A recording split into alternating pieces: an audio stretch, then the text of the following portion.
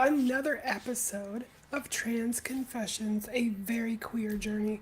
Today's episode is episode 14 for this season, and it's called Transphobia Much. We got a couple of topics, and this is going to be a pretty short episode today. And the first topic, and probably my primary topic for the day, is to talk about the sweeping legislation in the United States that's targeting transgendered people. And it is becoming very prolific. Every single day I wake up, I read the headlines, I see what's going on. State by state, I'm watching more states pass some of the nastiest anti-transgender bullshit I have ever seen in my life. I have ever seen. I grew up in the 80s and the 90s where this was not very prevalent, and most of us probably lived very, very closeted lives or as stealth as possible because we felt it was dangerous to be, well, out. And, we made progress in the 2000s. I thought we made very good progress in the 2000s when it came to, I don't know, just basically being allowed to exist without harassment, assault, violence, in general. Starting to finally get the same rights everybody else has within reason. I'm not saying that transgender folks are the most picked on, marginalized community that's out there, because we're not. But we definitely fall into that category, and it's starting to become scary again. Every advancement we've made seems like it's being reversed. And it's not happening at a federal level. It's not happening at a level that, you would see maybe on the news nationally. It's happening at local and state levels. And that's really what's scary. A lot of these states are passing laws making it virtually impossible to be transgender and exist. And that's not fair. It's not. We've got a news article here that I pulled off The Guardian, mapping the anti-trans laws that are sweeping. This really is a war on 100 fronts because it's a state, and you got local, you got federal, you got all these different agencies that are passing these laws, and it's insane. The Guardian talks about these things further on in their article, discussing some of the major issues that they're seeing. But the only problem with this article is it doesn't actually go step by step into what's actually happening, what these states are passing, and at different levels. Now, that information, thank goodness, is out there. It's definitely out there. And I've been able to compile a small list. So if we look at from the 2016 election till today, so since 2016's election all the way up until today, all 50 states, looking at, basically a broad general sweeping brush, 175 anti-transgender bills have been proposed. Now, that's not to say that they've all passed. These were just proposed. Thankfully, there's some states out there that, well, aren't run by a bunch of, hypocritical idiots. These states are out there trying to pass them, but they're not getting passed, thankfully. But that's not everywhere. Now, for those that know me or those who have been watching the show, also understand I'm from Texas. Texas has definitely been making the news. However, Texas is not on the list. Texas is not on the list, and we'll go into that later. You understand why Texas is not on the list of the states passing these awful bills. So let's look at some of the bills. Let's look at some of this garbage that's being passed, and then we'll kind of go into maybe why and where these attacks all seem to be coming from.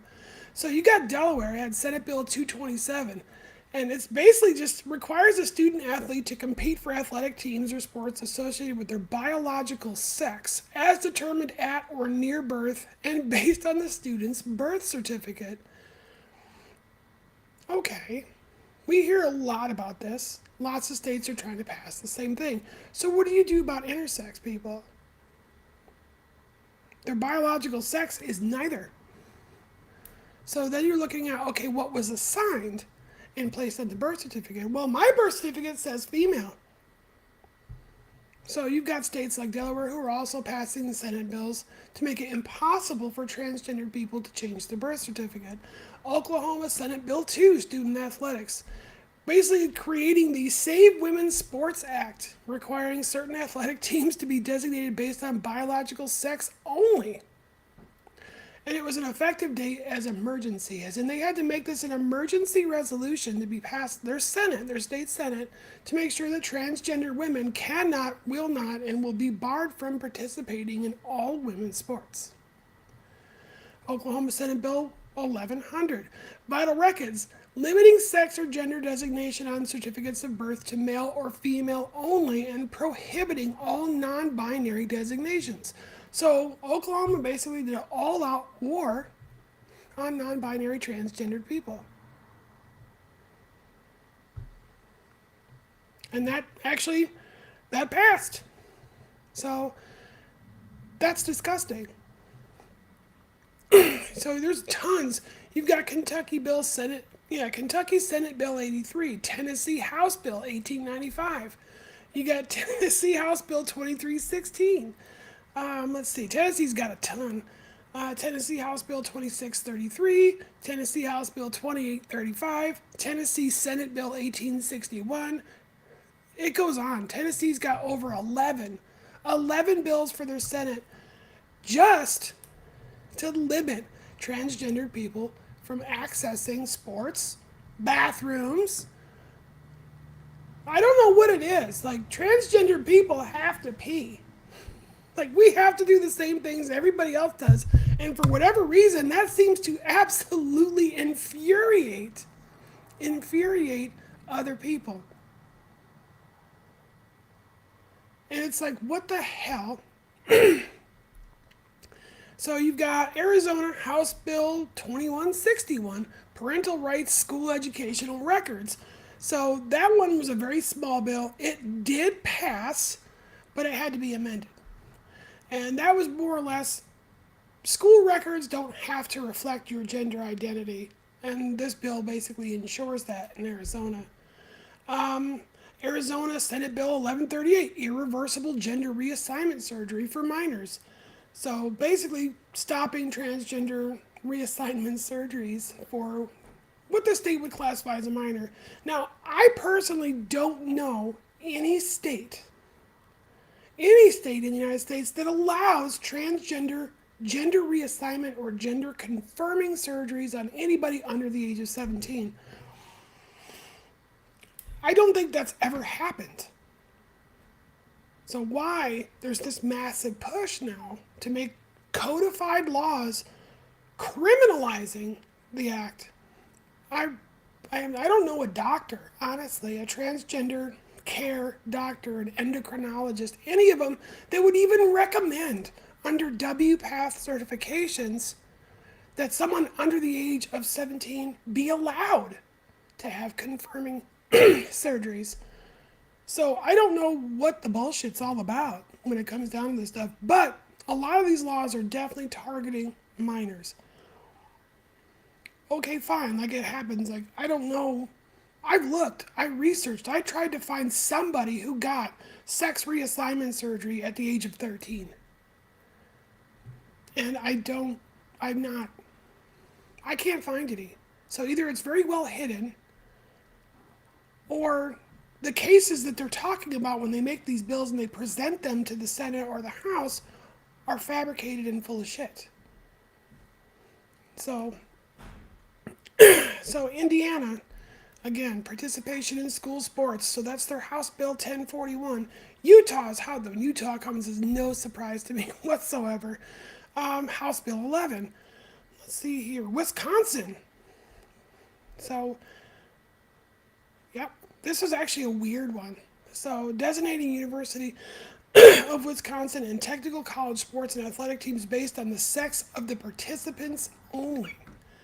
Let's see, Wisconsin, again, Bill 196, designating athletic sports and teams operated or sponsored by any public school funding or private schools participating in a parent's choice program must be based on the biological sex of the participants. So again, if there's government money involved in Wisconsin, in your school, even if it's a privately funded school, you must abide by this law.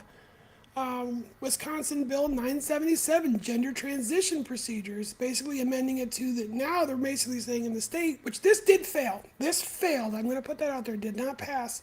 That all gender confirming procedures must wait till after the participant is older than 21. Wisconsin had 9 more bills just like this. So far, thankfully, none of them have passed, but they're up for recount. Obviously, you've got Florida House Bill 211, Youth, Gender, and Sexual Identity, an act relating to youth, gender, and sexual identity, providing a short title and determining sex as it's going to be defined for everyone in the state. This crap goes on forever. My list is 27 pages long, and these are just tiny little briefs of what these bills are for. Louisiana, Tennessee again, more Arizona, more Wisconsin, a buttload out of Florida, Idaho, obviously, amending its existing law to provide for the crime of genital mutilation. That is how Idaho's Senate and House are defining gender transition or gender confirming therapy as genital mutilation. Basically stating that if you were born a boy or you were born a girl and you have, let's say you were born a girl and you have a mastectomy and you have your boobs removed and you wear chest binders, that is mutilation of your genitals and therefore now is a crime punishable by jail, fines, and in some cases, worse than that. Again, more stuff out of Utah. Well, we can't leave Alabama out. Of course, Alabama's got to have 12 bills between the Senate and House in Alabama, specifically targeting transgendered youth. Isn't that wonderful? Missouri, we can't leave Missouri out because fuck it. The whole dirty South needs to basically ban transgender people. And for whatever reason, Wisconsin. Oklahoma again. The Oklahoma's House Bill 3240, Save the Adolescents from Experimentation Act. Like, I don't have words. I don't have fucking words to describe how stupid all of this shit is. It is stupid. Let's see. Okay, we got Mississippi. 1, 2, 3, 4, 5 bills from Mississippi. More out of Arizona. Oh, yes. Lovely. Child Vulnerable Adult Abuse Act. So, Senate Bill 1130, that any adult that consents to allow the child to go get gender-confirming care is abusing the child and therefore must be arrested and punished for allowing that child to be abused. That includes teachers, doctors, anybody who said, yep, I completely agree, you need gender confirming care. Let's see here. More out of Alabama, more out of Indiana. No big surprise. Finally, Kentucky. We can't leave Kentucky out because they do make up part of the dirty South. Let's see here. This is ridiculous. More out of Alabama. So Tennessee. God, Tennessee's just on the ball with this bullshit. So every time one of their acts doesn't pass the Senate, doesn't pass the House, they generate a new one. They change a couple of words. Like, okay, we're going to go try this again. So most of these, and I will point this out, have not passed. The public has voiced their opinion and made sure that this shit is not going to pass. But it's just a matter of time, folks. It is an absolute matter of time before this shit actually starts happening. And God, there's a ton out of Tennessee. There's over 40 out of Tennessee. There's 23 I've now counted out of Florida, 9 in Mississippi. We got West Virginia, but this one's actually not a bad bill. I don't know why it's counted in the anti-transgender. I'm going to have to read more into it. So it's West Virginia Senate Bill 498, creating Anti-Racism Act of 2022. But for whatever reason, it's being flagged as anti-trans. So, Florida House Bill 7, individual freedom. This is your don't say gay bill. And it's ridiculous. It is absolutely ridiculous. It makes me sick that this kind of stuff actually shows up. It really does. Now, for those who have not read the bill, you should. You should go any state that you live in that has passed these bills, and it is a large number of states. It is a very large number of states. You should go read these bills. Read what's in them. Read what they're actually targeting and why. Now, some of them do a pretty good job. Some of them do a very good job of laying out exactly why these bills are being passed. A lot of them hide their bigotry and their misogyny in legal speak. They hide their basically being a bunch of dicks inside of a bunch of legal jargon that makes it very hard and complicated to understand what this bill is actually trying to do. Now, as I stated towards the beginning of the episode, Texas is not on this list. And I'm going to explain to you why Texas is not on this list and why the fact they're not on this list is even more dangerous than if they were on this list. So Texas obviously has made a buttload of news. They have made an absolute buttload of news. And it's because what Texas did is not something that's going through the state's Congress. They are not bringing this up in Congress. These are executive actions.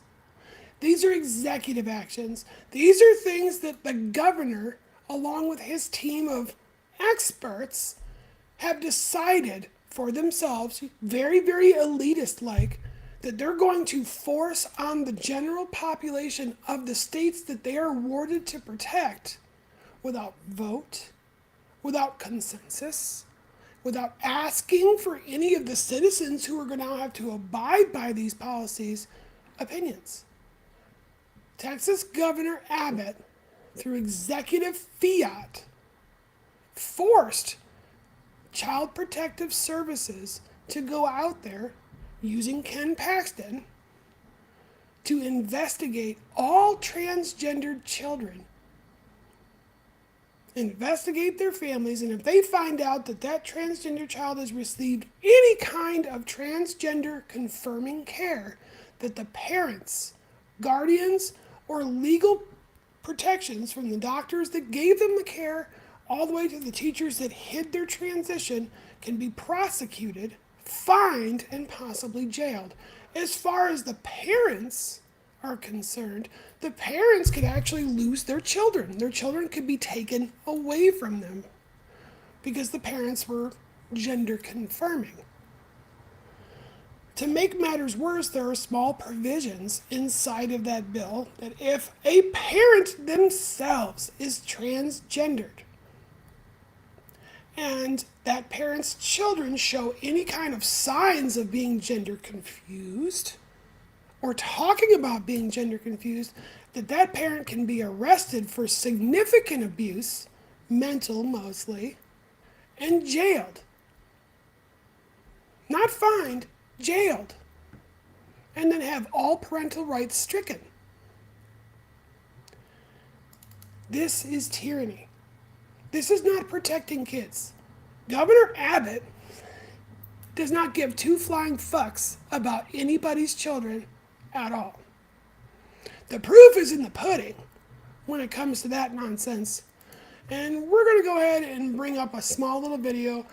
Those on TikTok, you're not going to be able to see this. Everybody else, though, you should be able to see this just fine. So this video kind of explains it really, really well. Hey y'all, Governor Abbott of the state of Texas strikes again. After being rescued from a sex trafficking ring, several girls were placed at a state facility called the Refuge. Once at the Refuge employees took pictures of the girls naked, sold them as child porn, used the money from the child porn to buy drugs to then sell back to the girls. Meanwhile, Governor Abbott has 9 open cases with DFPS on perfectly healthy families, charging them with child abuse because their children are trans. Every single child in Texas's care right now is a ward of Governor Abbott. And all he said is that he's going to send the Texas Rangers to get to the bottom of this. And do what? What is he going to do? Is he going to take them from their families and then put them in facilities that sell their pictures as child porn and then sell drugs to them? Really? How very pro-life of you, Governor. So she makes a lot of good points, and I did go and I looked up all the stuff that she basically claimed. So there is a facility, it's in Bastrop, Texas. It is a religious state mandated facility for wayward girls and boys. I mean, it looks just as creepy and campy as you could possibly imagine. Like, it's the opening of a freaking Friday 13th movie. When you look at this facility, it's like you got the church and chapel front and foremost, right there in the middle of this camp. Sure, the buildings are nice, I'll give it that. But you have got state wards, children who've been ripped away from their families or children who ran away from their families, living in this facility, being taken advantage of, sexually abused, having photos taken of them, having their photos then sold as innocent images online for profit, taking that profit to buy drugs, which you then give back to the children who you abused so that you can abuse them further. Governor Abbott obviously did exactly what he said he was going to do. He investigated the facility with his hand-picked investigators who went down there and found, surprise, surprise, no wrongdoing. Really. While private investigators went in there and found all kinds of wrongdoing and forced that facility to remove the perpetrators, some male, some female, who were doing this stuff. And they ran with their tails tucked between their legs. Now, of course, the state's not going to prosecute the people who did this shit, because that means the governor would be wrong. And the governor can't be wrong, God forbid. Well, frickin' Captain Wheelie strikes again. That guy's been a plague on this state since he's been elected. He is indecisive. He is incapable of making any good conscious decision when he is decisive. He's very divisive. He loves ripping freaking people in this state apart. He attacks the very city in which he lives in, which is Austin, and divides that city amongst itself, causing chaos. So we need to look at all of these different things. We need to look at and look internally within the state and like, so why is this guy now creating executive fiats? Why is this guy going in there and creating all these rules and laws and, essentially forcing people to live a way that they don't want to live and then punishing them if they don't? Makes no sense to me whatsoever. Makes no sense to me at all. The propaganda is very, very strong when it comes to these things. The propaganda is exceptionally strong. And it gets very, very narrow-minded people. I'm not saying these people are dumb. I'm not saying these people are stupid. They are very narrow-minded. They can't think outside of this bubble that they've created for themselves to get a bigger picture of why this kind of stuff is happening across the United States. Well, a little bit of digging, and that answer is very, very simple. Population. It's one, I'm sure, of many different answers that are out there. But it's all about population. Here, recently, this sweeping anti-trans legislation, especially anti-trans, but also anti-LGBTQ, is coming from one major source, and that is the 2020 census. The 2020 census, which you can all go look up, it's free public information, readily available for anyone to see, released some very damning information that I think has scared a lot of evangelical conservatives in this country. And that is the majority of white populations, well, the white populations that those people think matter, so WASPs, white Anglo-Saxon Protestants, the only ones in their eyes that actually make a difference, because racism. That population of people in this country has plummeted below 60%. For the first time, ever. So it's got these conservative evangelicals terrified, absolutely terrified that white people are vanishing from the United States and being replaced by, everyone else. Black, indigenous peoples' populations are increasing. People of color populations are increasing, and those that don't fall into the white Anglo-Saxon Protestant category populations are vastly increasing. So the birth rates, again, the 2020 census does calculate into birth rates. The birth rates amongst those populations that the evangelicals are so concerned over have dropped below 2.5. They've dropped below 2. And that means generally if it's not corrected and corrected fast, the damage, if you want to call it that, is irreversible. So it's got them terrified. Well, in their eyes, if you've got perfectly good white AMAB children being born and then they decide to transition, they're not producing any more white kids. If you've got perfectly healthy AFAB children being born who then decide to transition, they're not producing any more white children. So this alone is probably the majority of the reason why you see these states passing such sweeping anti-trans bills. That also means you're seeing a lot of anti-abortion bills.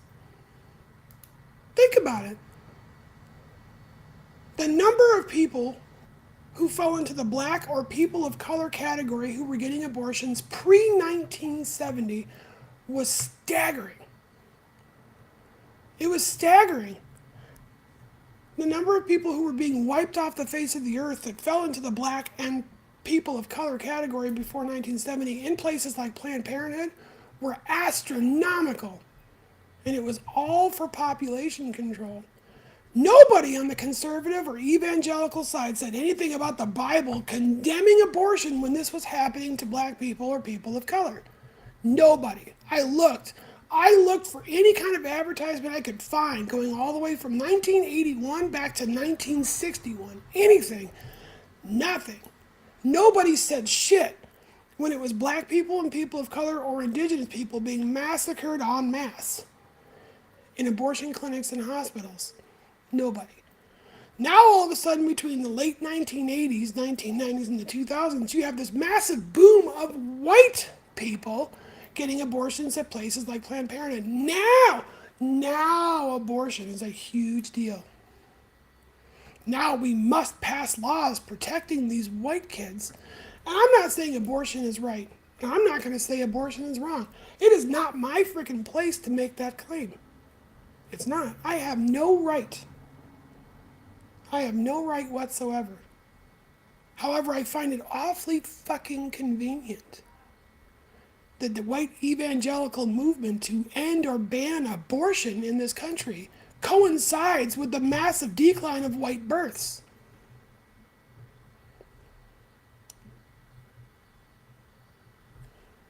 I don't know. There's no way for me to prove it, obviously. But some of the laws that are being passed specifically with anti-transgender and anti-abortion are so egregious and so fucking disgusting that you get stuff like this, which I'm about to show you. This is grotesque. Trigger warning to those who are watching who've ever been assaulted, raped, or had anything to do with incest. This is disturbing. I understand that someone who has committed a rape would not be able to sue if an abortion were to take place. Would a family member of said rapist be able to sue? Would they have standing? Down to 21. Thank you. If it is the parents, siblings, aunts and uncles, grandparents, then yes. Same question then for incest as well? Down to 21. Thank you, yes. So if I am raped and choose to have an abortion and my rapist has 10 siblings, is there anything to preclude all of them and their spouses from bringing a lawsuit for $20,000 each? Down to 21. I'm not sure their spouses are included in that list, but no. So, I understand that now I don't know if the folks on TikTok can hear it or not. But obviously everyone else watching, and you can all go back and rewatch this just to make sure you understood everything that they were talking about. This is a Senate hearing over a bill that just passed. It passed. Whereas if a rape victim or a victim of incest does not want to carry that child to term, gets an abortion, the rapist or the person who committed the incest in the first place has no legal standing, because that's just common sense. However, the rapist's family, that is their siblings, their mother and father, their grandmother and grandfathers, all have the right under this provision to sue the victim for up to $20,000 each because they aborted that child. That is how far these states and their elected officials are willing to go to ensure populations continue to grow. There is something a lot more nefarious going on beneath all of this showboating, all of this bullshit you're seeing on the news. I don't know what it is. I want to find out, though. I really do want to find out. It is terrifying. It is absolutely terrifying what is actually happening out there. I'm freaking scared every single day. Every day I go outside, I present myself in public, or God forbid if I want to go somewhere with my children.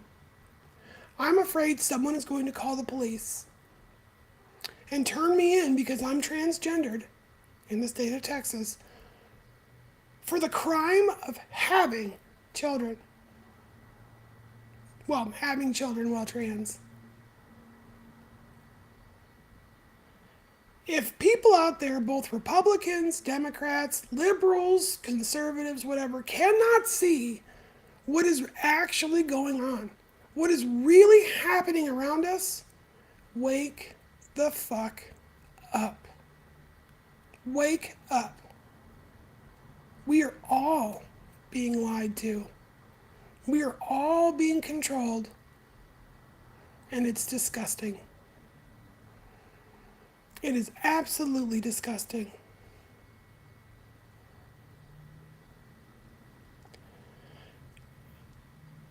I don't get it.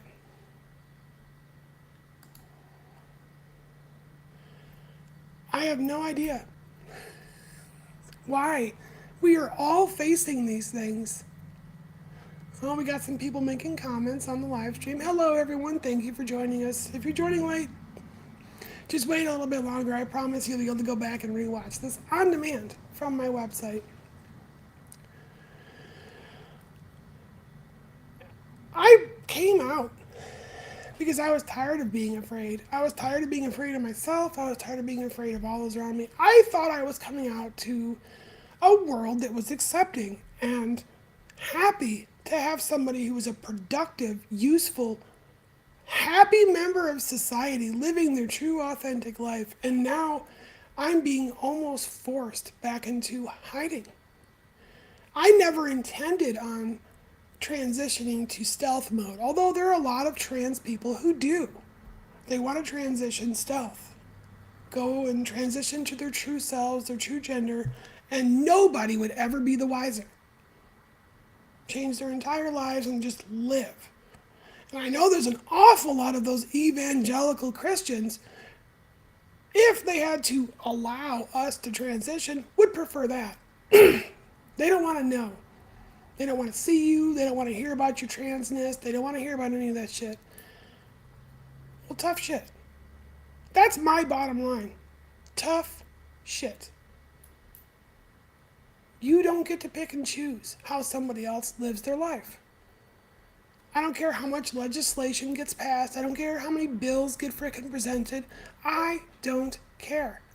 And I am now out there pleading to the rest of my trans community and hopefully allies within the rest of the LGBTQ plus community and those who support that community to go out there and make a stand and say enough is enough.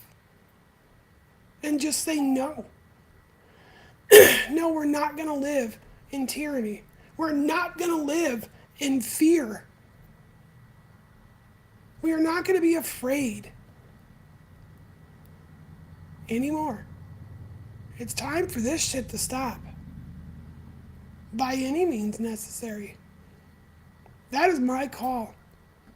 If you want to support that, if you want to go out there and protest your state government for the horrible, stupid shit they're trying to propose in the House or Senate, reach out to me on my website. Let's start our own movement. You got plenty of people on the evangelical conservative side who are out there protesting and doing their nonsense, making sure that, I don't know, abortion clinics are bombed and burned to the ground. Trans people are hit with rocks, stones, glass, and whatever else at every single event we hold.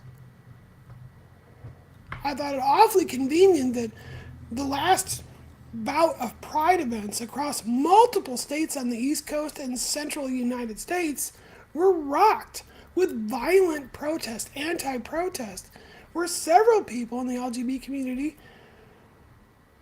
were injured from counter-protest. Not a damn bit of that made any of the news. The Pride event in downtown Austin, Texas, 42 people had to go to the hospital. 42 people who were in the Pride event because of stray rocks, broken glass being thrown at their face. 2 people were hit by cars. Hit by cars on streets that were blockaded from vehicles. That tells me that there's probably some intention to that vehicle strike. No prosecuted people. Nobody went to jail. Never made the news. Not even a little bit. That's unacceptable. That is unacceptable. That's no different than going to the Macy's Christmas Day parade and throwing frickin' bottles at the movie stars and actors and actresses on the frickin' floats. It's no different. None. A Pride event is a wonderful event. It is an event celebrating in people, celebrating pride in who we really are. It is a family-oriented event. It is okay to bring your teenagers and children. Just like the Macy's Christmas Day Parade. The only difference is the Pride parades and the Pride events are celebrating something real. Not a fairy tale out of a book written by a bunch of crusty old white dudes. I'd rather go celebrate with my family reality and happiness and pride, not celebrate something goofy and stupid and commercialized. But no, we can't do that either.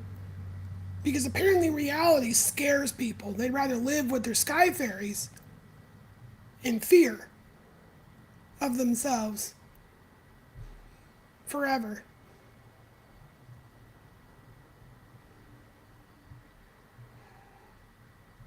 It's ridiculous.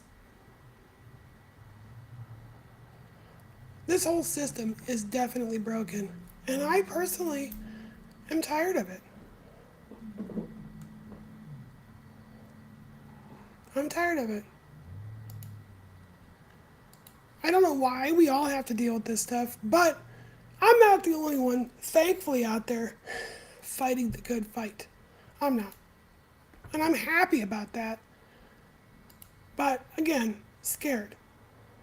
I'm scared because I don't know what's next.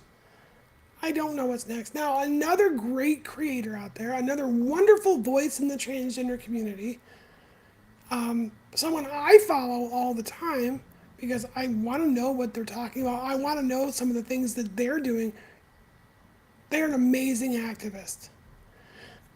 And they quite wonderfully pointed out that the hate against transgender people is not left only to conservative evangelical Christians or Republicans. Oftentimes that hate comes from within our own community. It comes from the left. It comes from Democrats. It comes from uber liberals. And it comes from people who are supposed to be our allies.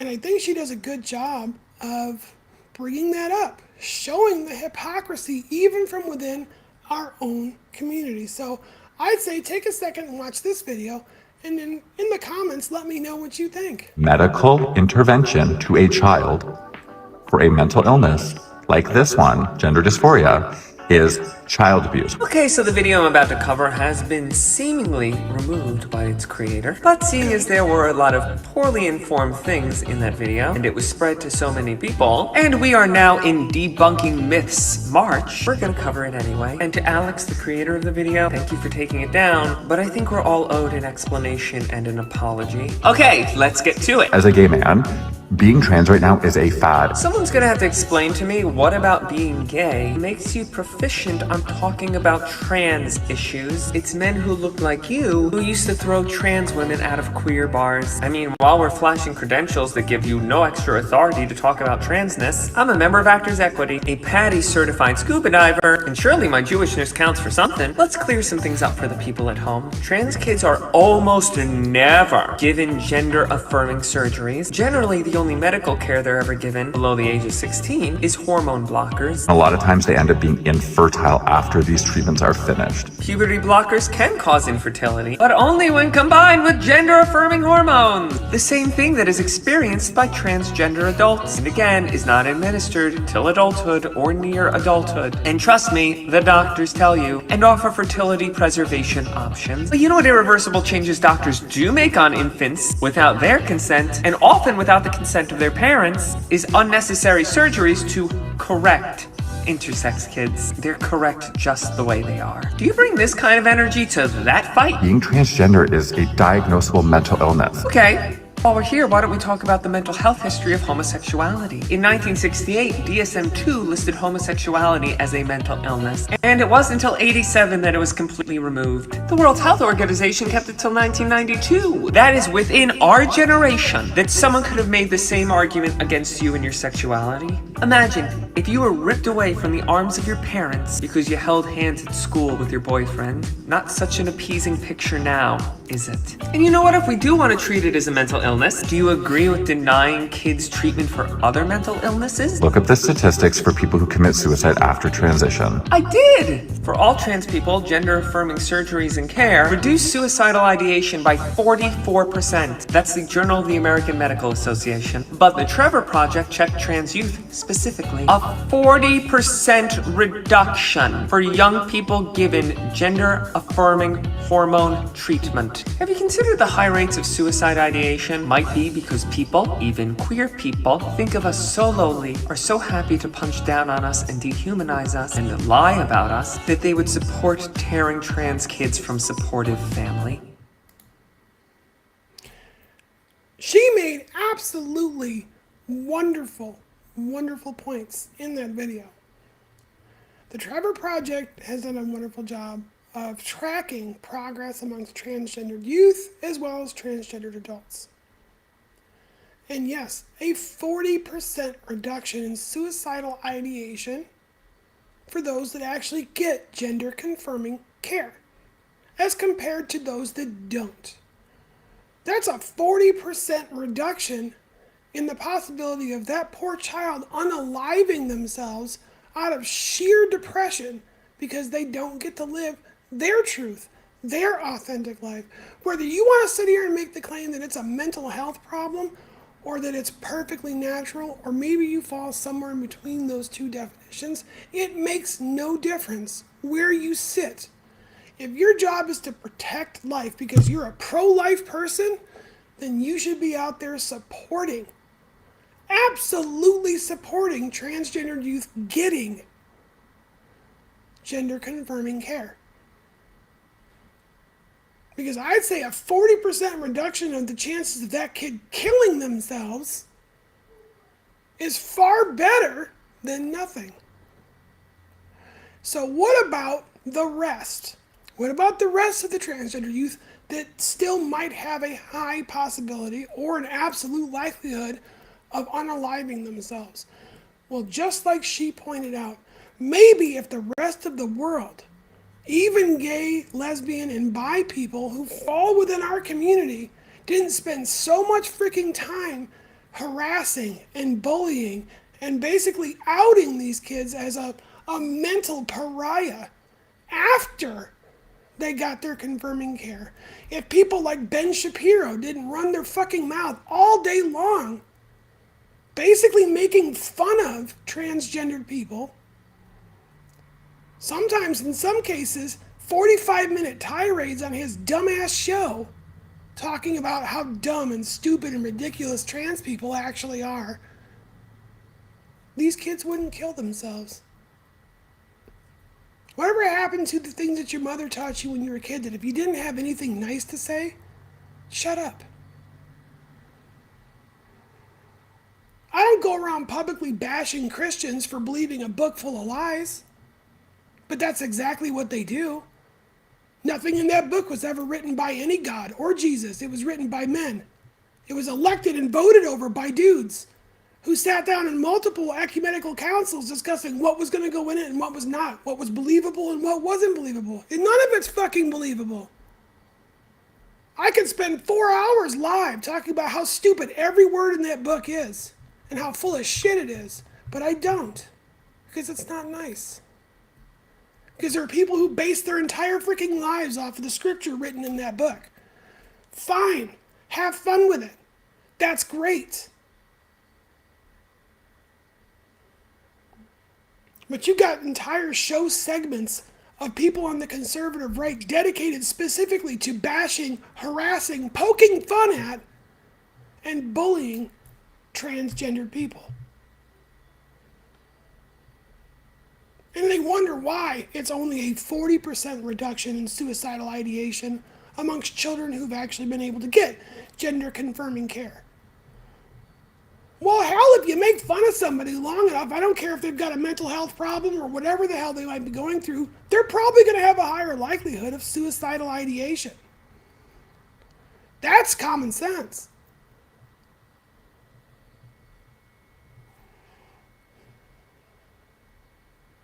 I've been in that boat, and I'm a grown-ass woman.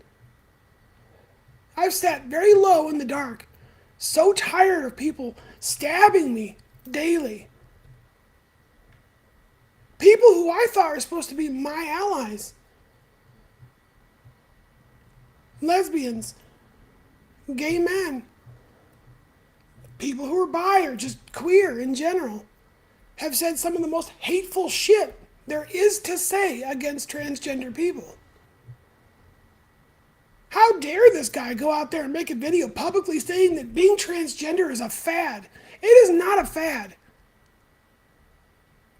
Not to put any shade or hate on my drag queen friends, being a drag queen is a fad. It's a beautiful art. I love and respect it. That is a fad. It's a fad because you can undo it. At the end of the day, you can take off your girly clothes, you can wipe all that fucking makeup off, and you go back to being the sex that you were before you put that stuff on. That is a fad. When I'm done at the end of the day and I go to bed and I wipe my makeup off, I still look like a woman. I still feel like a woman. I still act like a woman. I am a woman. Period. That is the end of the fucking sentence. That's the end of my statement. I don't go back to being something else. I don't have the convenience, if you will, of a drag queen performer. Where if I want to go grow a frickin' beard and just be handsome and get thought of as a guy, I cannot do it. The thought of even doing something like that is damaging. It hurts me to my soul.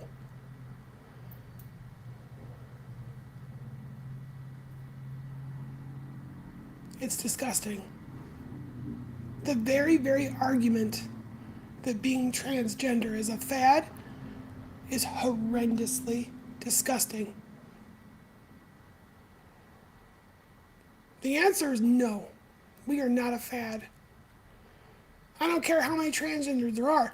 I understand where some people in our community have come up with the idea that being transgendered is the new thing. It's the new fad in the alphabet mafia. It's not.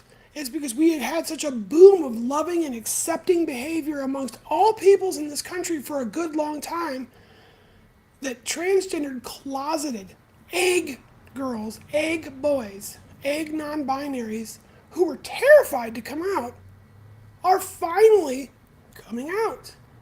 They're coming out in large, massive amounts of numbers across the globe. And it's because we're so tired of not being recognized for who we are, not living our authentic lives. No, I don't speak for every transgendered person out there. And I don't even want to try to. But I would like to think that the vast majority of us are so sick and tired of other people putting words in our mouths about how we feel or what we're going through that we just can't stand it anymore. So whether you live in New York State or Wisconsin or, God forbid, Tennessee outnumbering the number of anti-trans bills against every other state by like 50%.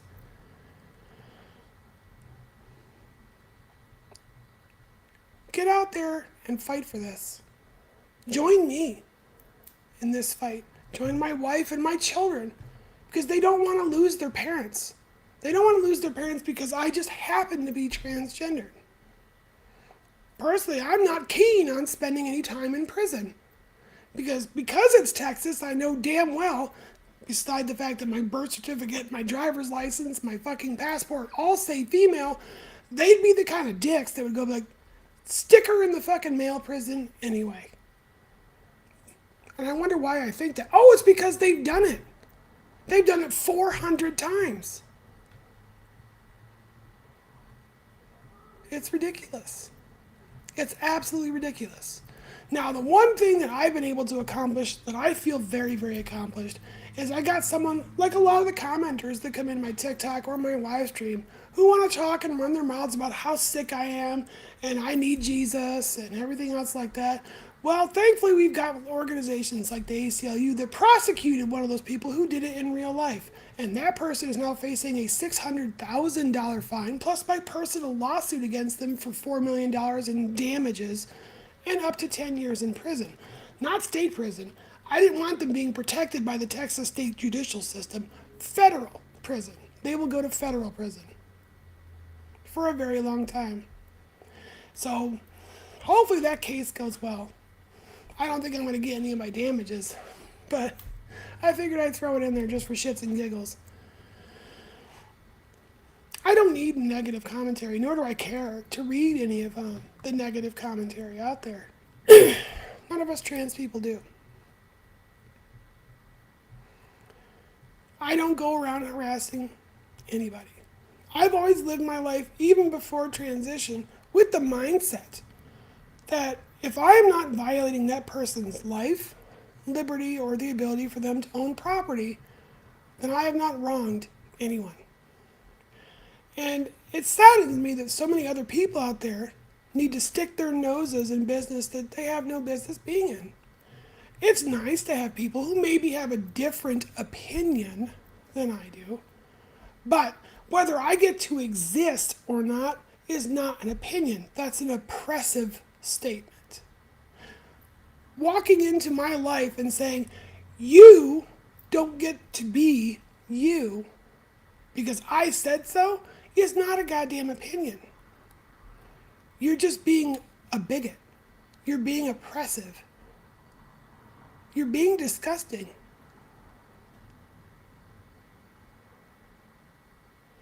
So we've had lots of people who've commented, I just don't want men competing in women's sports. The thing that you need to get past, and the thing that you're going to have to eat your fucking pride, is that they're not men. They're women. That argument is tired, old, and it's factually inaccurate. Somebody who's been on hormones, and a lot of these transgender female athletes have been on hormones for years. I've been on hormones. I've been on hormones for 1 year, basically. I'm actually just shy of a year. I've got 22 days left. And it'd be perfect 365 days. 1 year. I have lost 19 pounds of muscle mass. My 2-mile run went from 18:01, 18 minutes, 1 second, and that's at I'd say a pretty nominal pace for a 40-plus-year-old person, to almost 20 minutes. And that's not because I'm out of practice. I do it as often as I possibly can. My arms have shrank. My overall strength, I was able to bench press at least 240. I could bench press about 180. So yeah, some of my strength is still there. I bought this bracelet, and it was so tight that it barely fit. That was a year ago. I could get 3 freaking fingers through it. And I still have room to move it. The changes that happen to your body over time are staggering. They're staggering. The longer a transgender woman is on her hormone replacement therapy, and this is without surgery, mind you, the more closely that body resembles a biological woman's body than a man's. And vice versa. As a transgender man continues to transition, that transgender man's body biologically resembles a male body more so than a woman's. So the argument of there's an unfair advantage amongst transgendered women against transgender or non-transgender women, biological women if you want to call them now, that's very unfair and kind of unscientific to say, is stupid. It makes no scientific sense whatsoever. Now, if I am a man who presents as a man, who goes out there and just says, oh, I identify as a woman, and I've gone through no biological changes, I would then say, yes, I agree with your argument that there is an unfair advantage at this point. Absolutely. However, of the vast majority of transgender women who are competing in women's sports, very few, if none, have ever won any competition, perform no better than their biological female counterparts, and if anything, have a higher losing streak, which is really sad. So when you look at that, that's if you want to have some kind of rules regarding when transgender women are authorized or allowed to play, then that's what needs to be looked at. We don't look at it as gender or sex, because rest assured, over a long period of time, you'd never know. You'd never know. Maybe genetics. I would look at genetics, hormones. So this person,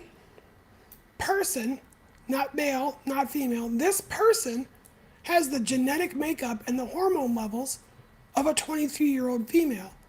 Then they are allowed to compete in that category of sports. That's how you break it down. That would be the most logical, scientific, fact-based way of making sure sports are fair. Because that's the best way to do it.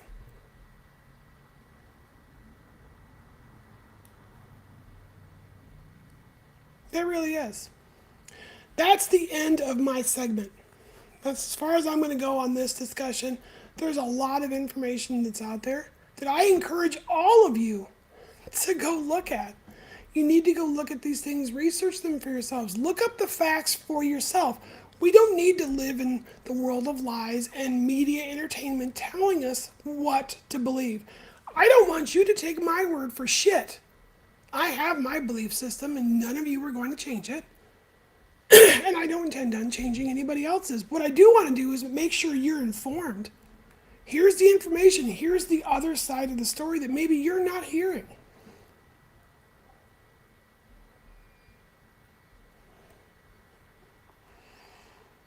So we're going to go ahead and move on to my second subject because today, and I want to end on a lighter note.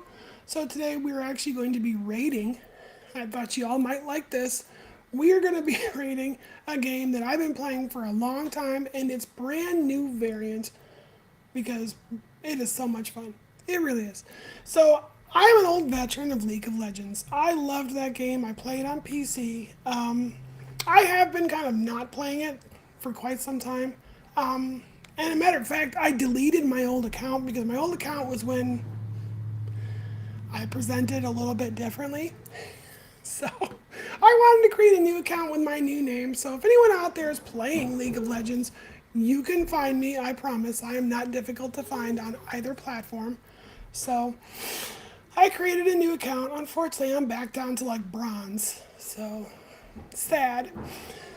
But League of Legends on the PC is an incredibly difficult, dense, and very rage-filled competitive game. It really is.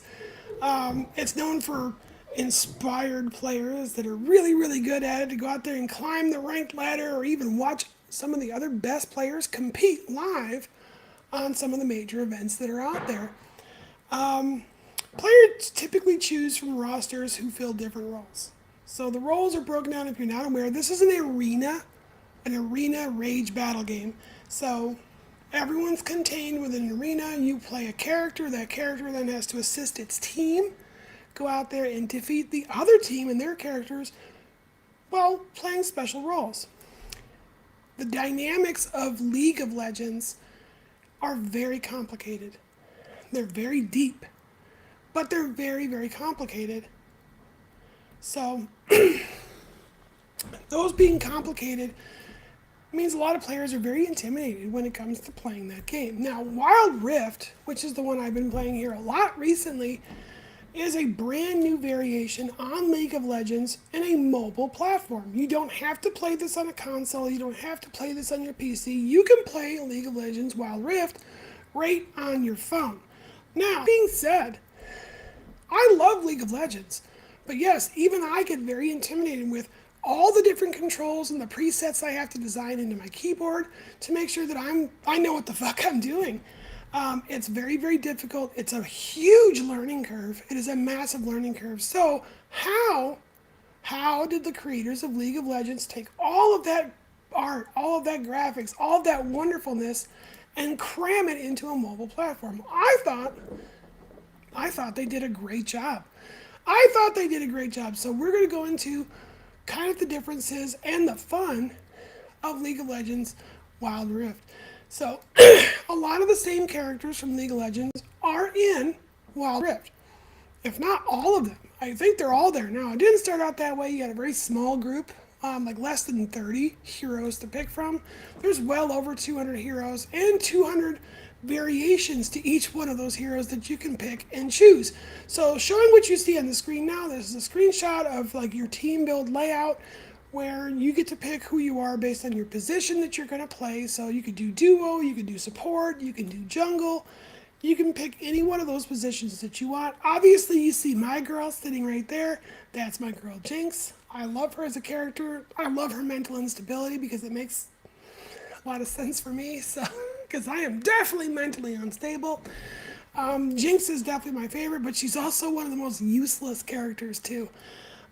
It takes her a very long time to ramp up in her skill sets.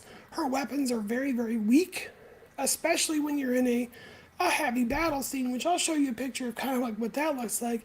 The problem I've had with Wild Rift and its mobile platform, I picked the wrong one. There you go. Its mobile platform is that it's very easy to get lost. It is very easy to get lost because the action is quick. It's very easy to ambush people. So when you play characters who are duo or support, like Jynx, she's good from far away. Matter of fact, all her weapons will tell you they are stronger when fired from a distance. Well, you can see right here, oftentimes distance is a problem because everyone basically jumps your ass as soon as the game starts. So it's quite complicated in that retrospect, but The creators did a very good job in Wild Rift on the mobile platform of making sure that every single weapon, every single skill set, every single magic spell that you're allowed to cast on yourself, all are explained. You can hover over or push and hold on just about anything and it will tell you what it does and how to use it. Now, in regular League of Legends, it didn't do that. It did not do that. You had to go and kind of run through the gamut, if you will, of all the different stuff before you ever started playing. So again, that learning curve was very, very high. Wild Rift actually makes it very, very easy. Now, because it is a mobile-based platform, the servers are definitely not the same as the regular League of Legends servers are. So they've reduced the number of players as 5 versus 5. You will play as whatever character you pick with 4 teammates broken up amongst the different positions against the same on the other side of your arena. And then you battle it out. So every battle you win or lose, you gain experience. Whatever character you are playing at the time, let's say for this example, Jynx, gets all of the player credibility experience, or how many times you've played that particular character. As that character gets played more often and that character's experience goes up, their battle abilities increase and get better as you go play. The objective is to get good enough to start playing in ranked battles. Once you start playing in ranked battles with whatever characters you have built up, then you start playing against those who would be in a similar rank. And that is trying to keep the game fair, as you're now playing for prizes, bigger points, bigger character sets, all the different things you can actually purchase with real life money. You would not necessarily have to if you win high enough ranked battles where you win these objects themselves in the different events that the game holds. Now, just like League of Legends, there are massive events and battles that you can either participate in yourself or go watch. You can watch other bigger, more powerful, stronger, more fun players actually participate in these huge events live, typically. I do believe that League of Legends has their own site specifically for streaming these things if all you want to do is watch. They have a Discord server where you can watch them do this stuff over Discord as well. I'm not part of their Discord server, so I don't know what it is. I apologize. I probably should look that up. Again, I'm really, really sorry. But it happens. So I'm getting comments, and I will get to a segment towards the end, folks, where I will answer questions, and I apologize for ignoring all of you this entire time, but when you're doing episodic stuff, it is what it is. All in all, I would rate the dynamics in the gameplay as probably a 9 out of 10. I'm not going to give it a 10 out of 10 because even though it's a mobile platform and it's built for ease, it's still pretty complicated. There is still a learning curve for new players. So I will say if you had to pick between the PC version of League of Legends, the big game version, or the mobile version of Wild Rift, and you're hesitant or scary, maybe even you're a veteran and you're a little, I don't really think this is going to be all that great, I would say try it. Go Wild Rift. It's still tons of fun, even for the veterans. And it really is. It's tons of fun for the veterans that are out there. I think the veterans do get a bit of an advantage because they kind of know the gameplay mechanics from League of Legends. But on that note, they're still kind of hard. Give yourself time before you just start jumping into ranked battles. Go out there and go through the tutorials. Learn the different pieces and insets of the game. Learn your characters. What are they capable of doing? What are their strong points? What are their weak points? All that stuff. Every character is a little bit different, even if they play in the same supporting role. So if they're both jungle characters, well, one jungle character might have a strength of, it's a tank. It's allowed to take heavy damage. It does not take damage like everybody else does. It can sustain it, but its attack might be garbage. Like you could sit there and get beat on by 5 people and probably survive the engagement, but you didn't hurt or damage anybody. You might have another jungle character that's got excessively high damage, but if it gets hit, half of its health or half of its magic disappears. So learn your characters. It's I'm telling you, it's a ton of fun. If you want to look for me, just look for Jynx. Anywhere on the League of Legends, I'm out there. Again, I'm basically starting over, so yeah. I'm like bronze, and then because I have not played in over a week, I'm probably also falling into unranked at this point. So I do apologize. If you do look me up, though, I try to play at night, when the kids are in bed, and it's just relaxing for the evening because, I have a life, so we got to go with that, too. That's pretty much it as far as my segments. I hope you enjoyed my game review. I hope you'll go out there and try it. League of Legends Wild Rift, you can get on Android, or you can get on the Apple iStore, Google Play. I don't think it's available for Windows mobile devices. I really doubt it, but maybe. I don't know. So this will go into the last bit of segment I have, and that segment is my open Q&A with my listeners and the people who are watching me live. So I usually give this about 10 minutes where I kind of open up for questions.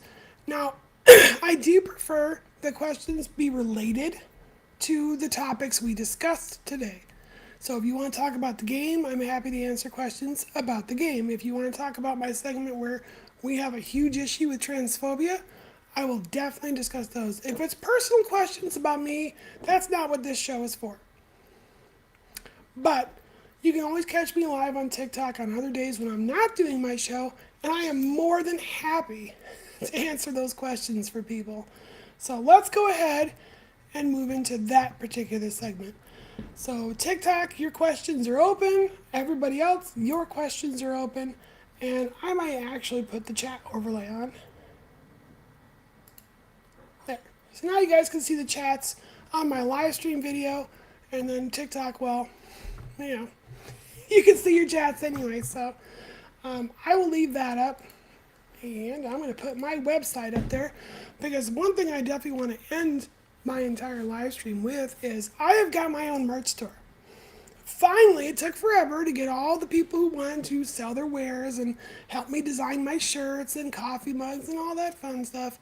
If you enjoy my content, if you enjoy my live, episodes, the videos that I make on TikTok and other platforms, consider supporting me. So I've got gear that you can buy on my merch store. On the live stream, you can see my website linked below.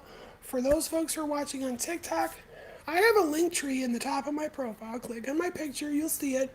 My website, the merch store, everything is on that link tree. Easy to find. So if you're looking for some really good Pride gear, I have a ton. I've got beautiful Pride rings. I've got beautiful Pride jewelry. Some of the best creators that I've ever met in my life make this stuff and allow me to sell it on my site. So you're helping them as well as helping me. So that's actually helping two LGBTQ plus businesses succeed.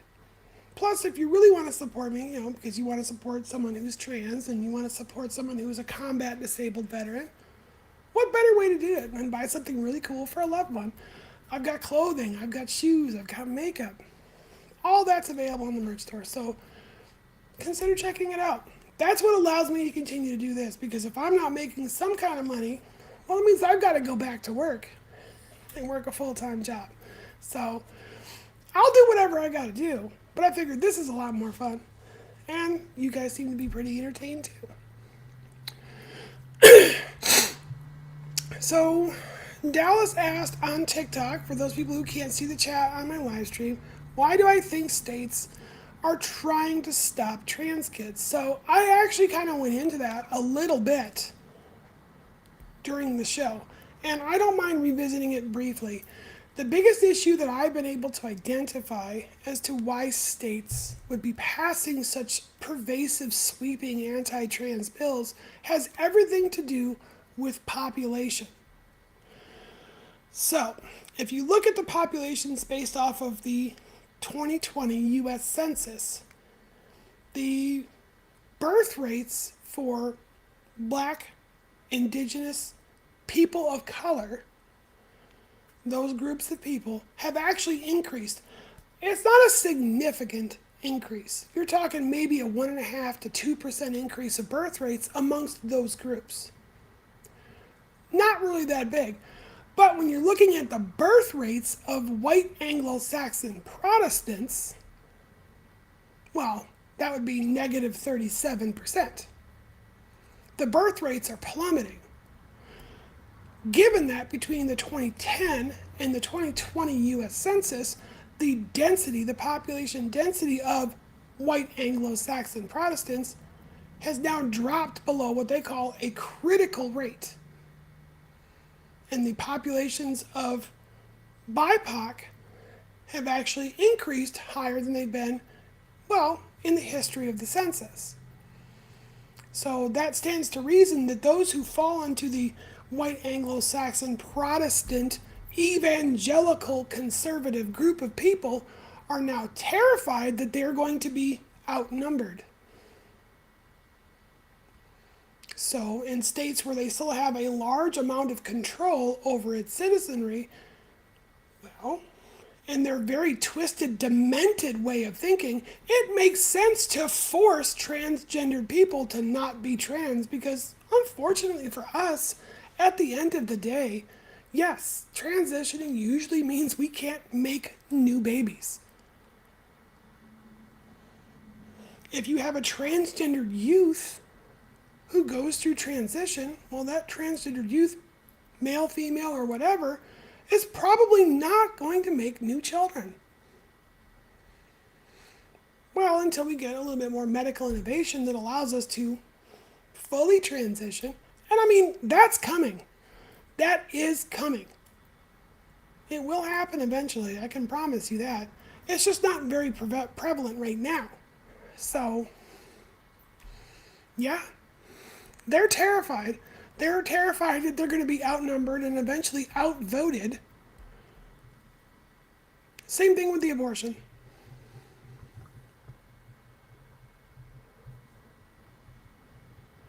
So we got a comment from, a douche canoe named Skinny Wizard, who said, talk about demented, a guy that thinks he's a girl.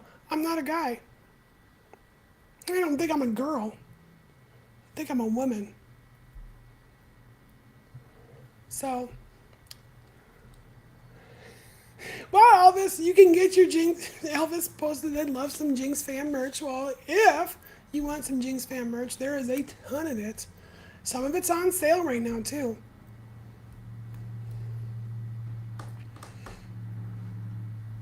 Now, I'm trying to create new stuff with my logo on it. I'm actually going to bring my logo up on the live stream so people can see it. There it is. You guys on TikTok and a couple of other platforms cannot see my logo, but it is on the website. So I've got some actual Jynx fam stuff that I'm going to be putting out. So mugs, hats. I got a hoodie on there right now that you guys will love. That design was actually made up by one of my supporters and followers who's in the room right now, both on live stream and on TikTok. They came up with the idea. I think it's fantastic. So we're going to start selling those. I think you guys will love it.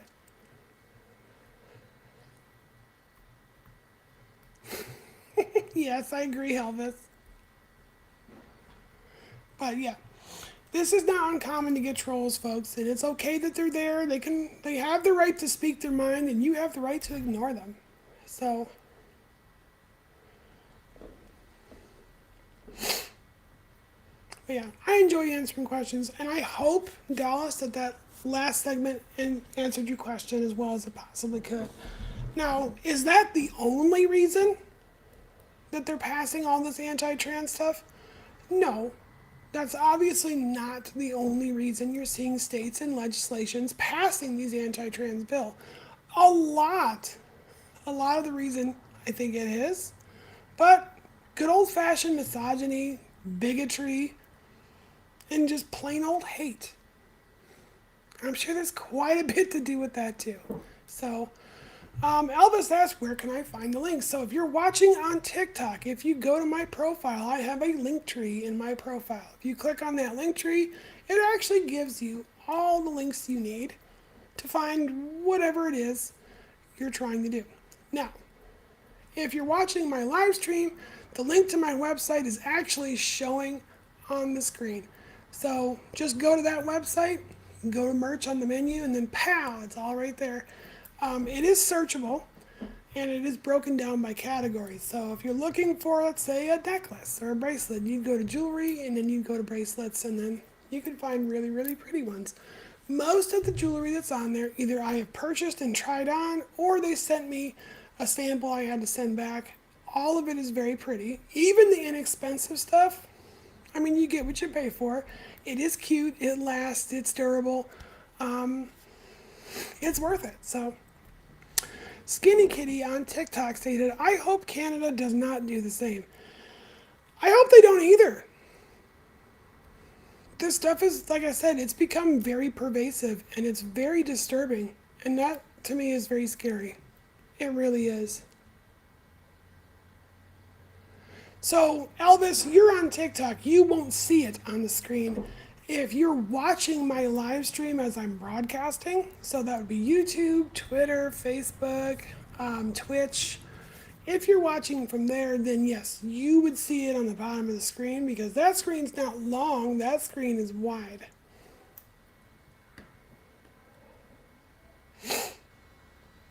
Oh, I know. I mean, well, Skeeter, they still don't like Catholics or Irish people. And that wasn't just back in the 50s. That's been since the dawn of the founding of the country. That's why I basically made sure to understand it's white Anglo-Saxon Protestants. You're not crazy, Elvis, I promise. But yes, Dallas just gave you the link to my website right there. It's cyberjynx.me or cyberjynxme. While you're there, if you don't want to buy anything on my website, subscribe to my newsletter. Every time I have a live broadcast or I publish one of my podcasts onto the various platforms that they're going to live, it will notify you there's a new episode. And you get a chance to watch on demand. So you don't have to watch live. You can watch this pre-recorded, rewind, fast forward, go to the parts you like. So, but I'm afraid to say we're about to hit our 1 hour and 30-minute mark. And that usually means that's the end of my time going live. So I am about to close down this episode. I wanted to say thank you so much to everybody who watched today and everyone who's watching after the fact. If you have any questions, if you have any concerns, if there are things that you'd like to see me do on future episodes, please go to my website. My email address is on the website. Send me an email. Tell me what you think. If it's a hate-filled email, it's going to get deleted. I don't care how much hate mail you send me. It's not going to bother me. I don't care. Like, your opinion means very little if it's filled with hate and stupidity. So, but if you have valid concerns or you've got valid questions or maybe you want some scientific or factual clarification, yes. Even if it's denigrating towards me as a transgender person, I will gladly answer that information for you.